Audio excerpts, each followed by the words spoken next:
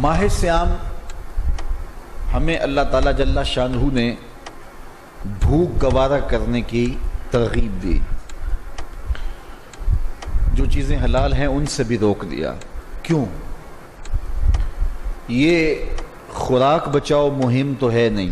وَيُزَادُ فِيهِ رِزْقُ الْمُؤْمِنِ، حدیث میں آتا ہے 29 شعبان کو حضور ہر سال ایک خطبہ دیا کرتے تھے جس میں رمضان المبارک کے احکام بیان فرماتے۔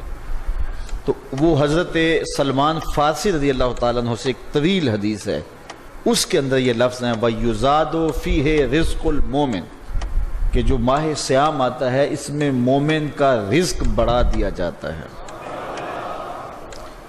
عام لوگ جو نعمتیں عام دنوں میں نہیں لے سکتے، رمضان میں مہنگی ہونے کے باوجود انہیں میسر ہوتی ہیں، تو یہ اللہ تعالیٰ جل شانہ کی خاص کرم نوازی ہوتی ہے، مومن کا رزق بڑھے۔ آپ کے گھروں کا بجٹ عام مہینوں کی نسبت ماہ سیام میں زیادہ ہوتا ہے، اور زیادہ کرنا بھی چاہیے۔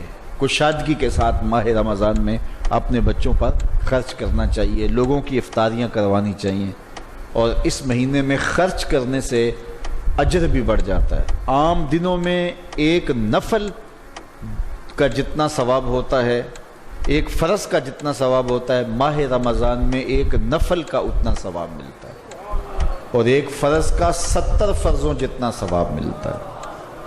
اسی طرح خرچ کرنے سے، ایک خرچ کرنے سے 70 گنا ماہ سیام میں اجر بڑھا دیا جاتا ہے۔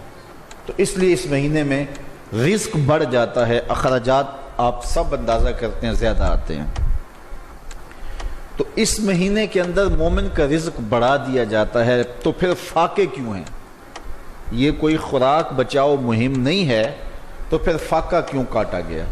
تو اللہ تعالیٰ جل شانہ نے قرآن مجید میں اس کی وجہ بیان فرمائی، لعلکم تتقون، تاکہ تمہیں اتقاء ملے، بچنے کا سلیقہ آئے، تمہیں طریقہ آئے اتقاء کا، تمہیں تقوی کا نور نصیب ہو۔ تو اب اس کا سوال، اس پر یہ سوال کھڑا ہوا کہ اب بھوک اور پیاس کاٹنے سے تقوی نصیب ہو جاتا ہے؟ تو صاحب جی، بھوک اور پیاس کاٹنے سے تقوی نصیب ہوتا ہے، اگر اس کے آداب کے ساتھ روزہ رکھا جائے تو بھوک اور پیاس انسان کو تقوی کے قریب کرتی ہے۔ چونکہ شہوات نفسانیاں کم ہوتی ہیں، جو ہی بھوک اور پیاس کاٹو گے تو شہوات نفسانیاں کم ہوں گی اور تقوی نصیب ہوگا۔